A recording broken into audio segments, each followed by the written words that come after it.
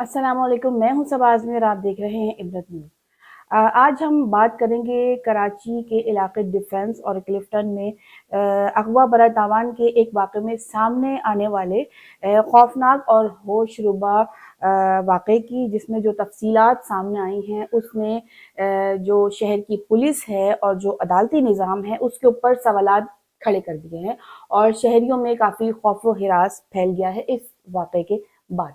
हुआ कुछ यूँ कि 6 जनवरी की शाम एक लड़का अपने घर से गायब होता है। उसके वालिदैन के कहने के मुताबिक जो उनका बेटा, जिसका नाम मुस्तफ़ा आमिर बताया जाता है, वो शाम 6 जनवरी की शाम को अपने घर से गाड़ी लेके निकला। उसके बाद वो अपने घर वापस नहीं आया, लापता हो गया। उसके वालिदैन ने पुलिस को मुत्तला किया, लेकिन पुलिस ने उनके वालिदैन के कहने के मुताबिक पुलिस ने उनके साथ कोई ताउन नहीं किया। बहरहाल उन्होंने अपनी मदद आप के तहत अपने बेटे को ढूंढने की कोशिश की, उसके दोस्तों से जहाँ जहाँ उसके दोस्त थे उन सबसे रब्ता किया और उसमें एक दोस्त सामने आया जो कि उनको कुछ मशकूक लगा। उस लड़के का नाम था अरमगान कुरैशी।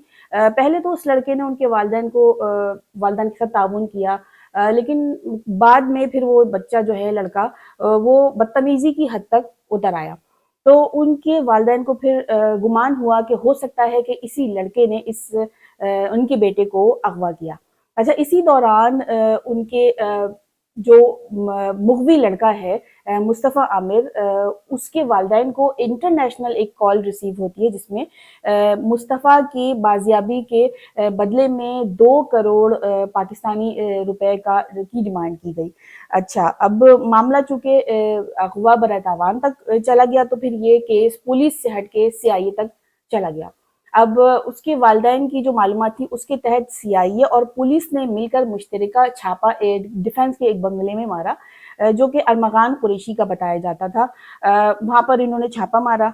अरमगान घर पर मौजूद था, बंगले पर उस वक्त मौजूद था। उसने सेकंड फ्लोर से ये देख लिया कि पुलिस ने छापा मारा है, तो उसने वहाँ से सेकंड फ्लोर से फर्स्ट फ्लोर पर जहाँ पर पुलिस गई थी छापा मारने, वहाँ पे उसने अंधाधुंध फायरिंग शुरू कर दी, जिसके नतीजे में डीएसपी जो जुल्फ़िकार शाह हैं और उनके एक साथी भी इस वाक़े में फायरिंग में ज़ख्मी हो गए। बहरहाल 4 घंटे की ऑपरेशन के बाद पुलिस ने मामले को अपने कंट्रोल में कर लिया और अरमगान कुरैशी को वहाँ से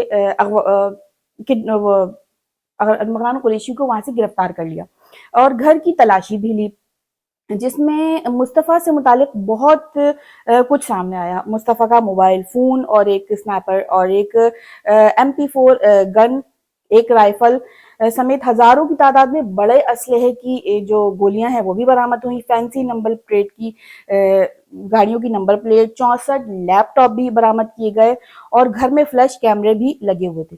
और मुलजिम ने बताया जा रहा है कि मुलजिम ने ये घर डिफेंस में 1 साल से किराए पर लिया हुआ था। बहरहाल पुलिस ने जब अरमगान को गिरफ्तार किया तो उसने अपना एतराफ़ जुर्म कर लिया। उसने कहा कि मैंने मुस्तफ़ा को कत्ल करके मलीर में उसकी लाश फेंक दी है। बहरहाल मलीर में उसकी लाश जो है वो मिल नहीं सकी पुलिस वालों को। उसके बाद फिर जो कातिल जो अरमगान कुरैशी है, इसने अपने बयान से बिल्कुल उलट बात की, यानी कि ये अपने बयान से फिर मुकर गया। लेकिन इसके घरेलू जो मुलाजमीन थे, जब उनसे बात की गई तो उनके कहने के मुताबिक कुछ टाइम पहले जब मुस्तफ़ा को इन्होंने अगवा किया था तो इनके घर के अंदर से गोलियों की आवाज़ें सुनाई दी गई थी।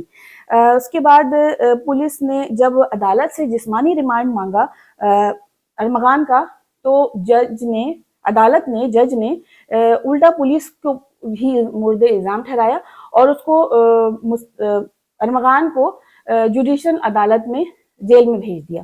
अब सवाल ये है कि एक ऐसा लड़का जिसके ऊपर अगवा बराए तावान का इल्ज़ाम भी है, उसने पुलिस पर हमला भी किया, तो उसको कैसे जो है जुडिशल रिमांड पर जेल भेज दिया गया? ये सवाल बहुत मतलब उठाया गया है।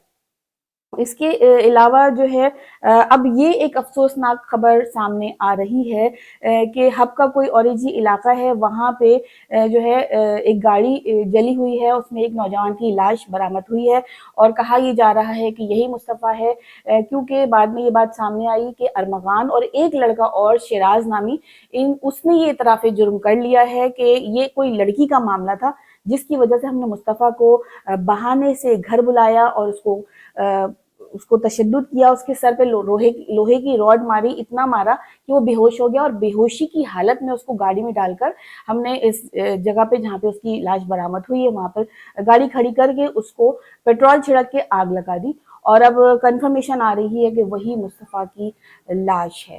اب ایک انتہائی اہم سوال یہ اٹھتا ہے کہ عدالت نے پولیس کو جوڈیشل ریمانڈ کیوں نہیں دیا اور اس کو جیل کیوں بھیج دیا. آج کل ہماری عدالتیں جو ہے ویسے ہی کنٹروورشل چل رہی ہیں اپنے الٹے سیدھے فیصلے کرنے کی وجہ سے. یہ تھی ہماری اب تک کی تازہ ترین. ہمارے چینل کو لائک کریں, سبسکرائب کریں اور شیئر کریں, اور بیل آئیکن کو پریس کریں تاکہ ہماری ہر آنے والی نئی ویڈیو سب سے پہلے آپ تک پہنچ جائیں. ملتے ہیں پھر کسی نئے ٹاپک کے ساتھ, تب تک کے لیے اپنا خیال رکھیے گا. اللہ حافظ.